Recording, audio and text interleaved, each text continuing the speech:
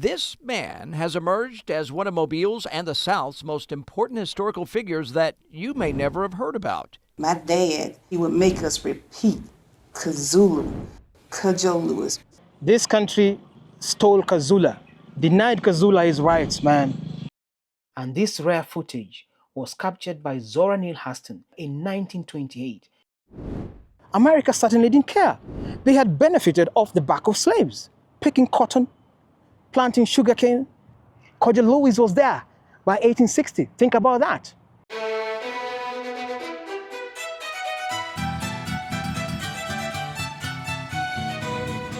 Of all recorded history about the Atlantic slave trade, the story that I'm about to share with you is perhaps the most recent, the most traceable of all.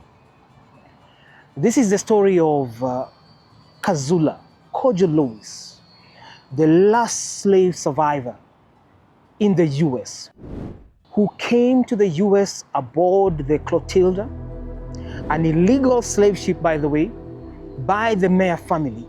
Can you imagine that this brother lived up to 1935, honestly, modern time, and he saw the world change around him. The world was changing. Even here in Nairobi, the world was changing. This is Uhuru Park, where I'm coming from. And this park basically means Freedom Park. Uhuru is Swahili for freedom. This is where we kicked out the Brits. Midnight, the Union Jack was... Man, these guys had colonized us from about the same time that Cudjo became a slave in the US. So Cudjo Lewis saw the world around him change. It changed totally. But the one change that this brother really wanted, was to travel back home to the kingdom of Dahomey, now known as Benin. That was his home country. The question is, could this possibly have happened? Could he have made it back? Is it still possible that the Kazula descendants, Cudjo Lewis descendants, can't still make it back? Or is this a lost cause? That is what we need to explore. This is Afrocentric coming to you live from our Freedom Park in Nairobi. This is it. This is Uhuru Park. So this is symbolic.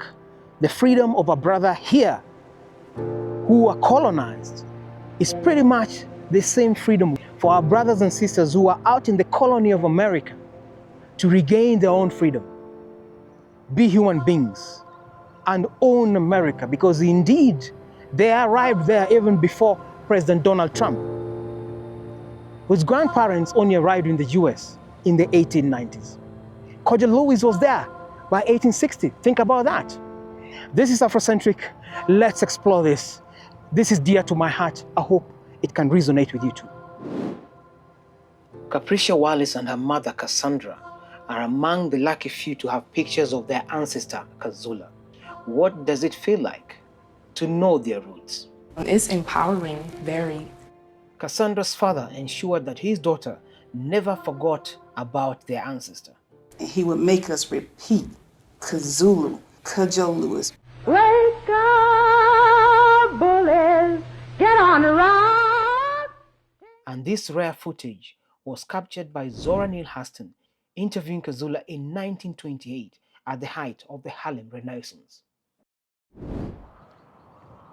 So it's estimated that Kazula, or Cudjo Lewis, was possibly born around 1840. So this was a strong young man, in his 20s, who was captured. And his life revolved around a small kingdom, the Dahomey Kingdom, that was invaded by Dahomey warriors. These guys basically had found a lucrative trade, a tragic one at that, where they could capture slaves, move them to the coastline, and sell them off to European buyers, like goods, commodity.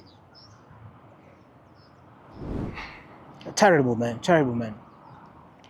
And Africa as it was, one can only imagine, because Africa has always been about culture, a sense of community, deeply rooted in tradition. That's what Africa still is in many ways. If you come to places like Kenya, you find communities like the Maasai who are still very much carrying on with their traditional ways of life. But this was shattered by this whole mess of slave trade. A man who was growing up in an environment that he probably loved, he enjoyed, could not enjoy the same environment because somebody decided that they were going to get cheap labor off of the back of our brothers and sisters on the continent. The worst bit is that these fellows, man, had collaborators, like these Dahomey warriors, thinking that as long as you're not their blood, they sell you off. It's not a big deal. So that's how we lost out. This is Nairobi's Freedom Park, Kenya's Freedom Park. And here we always celebrate. For many years, maybe now we do it elsewhere, but we have tended to celebrate our freedom from the Brits, who were colonizers, right here in this park. And it is the one park that symbolizes a breathing nation. This is where families that are unable to live in decent housing, living in slum areas, crowded in really, really small spaces, living in tin shacks, mud huts. Not the kind of mud huts you see in rural Africa, but really just gobbled up housing to just get by and face the rough and tumble of life in the city. So this is symbolic of that freedom, which is why it connects very well, so well with the freedom that we yearn for. We wish for our brothers and sisters who are out there. A very powerful reality that we must confront as Africans. And we always have to keep reminding ourselves because somebody has got to do it. I know there's that whole thing that people are saying that Pan-Africanism is dead. But how dead is it? Is it not necessary that for those who are alive today, the onus is on us to do something? We have ancestors who are taken away by force and became victims of torture, they were abused and all that. Those who are alive today, you've got the opportunity to travel back to Africa. When traveling is possible, you can fly, you can come by cruise ship, whatever you want to do. You can go by rail, connect wherever you want to connect. And so to think that the little inconveniences, and allow me to say that, of paperwork should stop you would be unfortunate because you owe it to yourself to reconnect with motherland. Trace your steps back here and fulfill the dream of your own ancestors. That is something that we must recognize as something important. Looking at Kossola, he's got descendants in the US. Is it possible that in this day and age, that travel, reconnecting with motherland, could finally be made complete? I would want to think that these are all possibilities.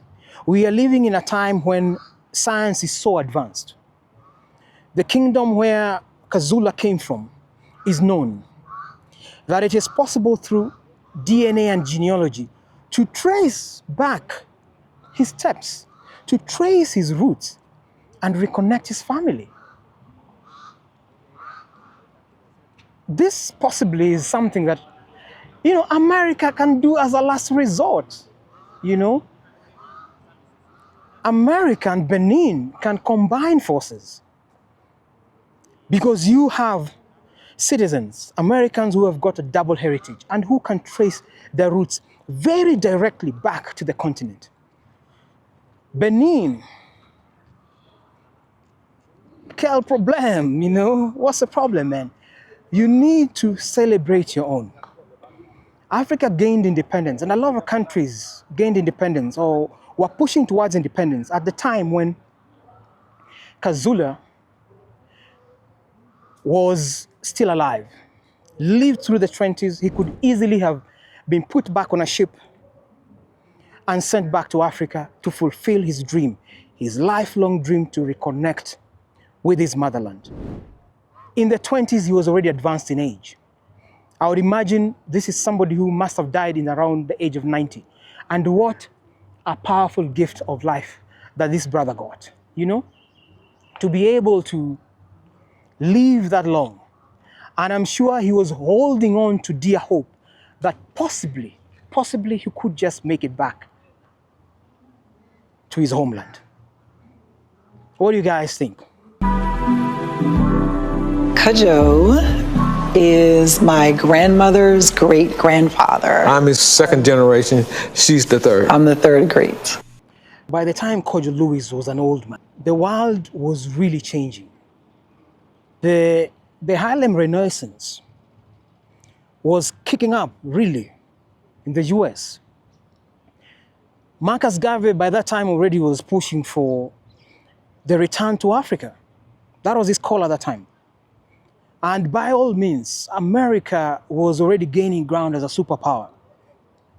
Remember, this was just, he passed on in 1935. This was just 10 years, you know, thereabout, before we experienced the World War, you know, in the mid 1940s. So America had the resources. I mean, they made a nuclear bomb to bomb Japan. Nagasaki and Hiroshima were flattened. So the country definitely had resources. Traveling had really changed, even by sea. And obviously, it would have been possible even for him to return home by flight, if that was ever made a priority. Was it made a priority? No, it wasn't. America certainly didn't care. They had benefited off the back of slaves, picking cotton, planting sugarcane, making America wealthy, colonizing the US, dispossessing Indians of their lands, the Cherokees, the Choctaw, all these guys. So that is what America has been to people. And now look at guys like Donald Trump. They became more American than even those who they found there. His own grandfather just arrived there in the 1890s. We all want to pass the story on to the generation, to the next kids that's coming up, so the story will never die. Tell us about your great-great-great-grandfather. All of my life, I've been told of his greatness. Captured at the age of 19, and to have to be under those conditions, suppressed, and then to come out of it a victor. Cudjo Lewis was stolen. He was denied his rights to the very end. He never got justice. He never got to return home, despite the world changing and travel being possible.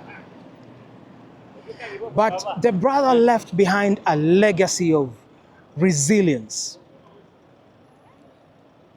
a legacy of hope, and certainly a family that never forgot about their African roots. Hence, Africa Town, where his soul, where his body rests. Should Cudjo Lewis' journey come full circle, what do you think? Should we bother trying to get his descendants to return home to Benin? That is the big question. I hope this story has resonated with you guys, man.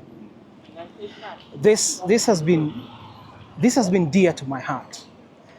As an African brother born and raised on the continent, I wouldn't want anything less than the possibility for these brothers and sisters to connect with their motherland, to connect with Africa. They are our last connection. They are the last slaves to have left the continent of Africa. Can we do justice by them and make it possible for them to return home? That's my big ask to the Benin government, certainly to the Benin embassy in the US, and absolutely to the American government. And Donald Trump, you got to do right by these people, man. Don't just kick guys out of the States.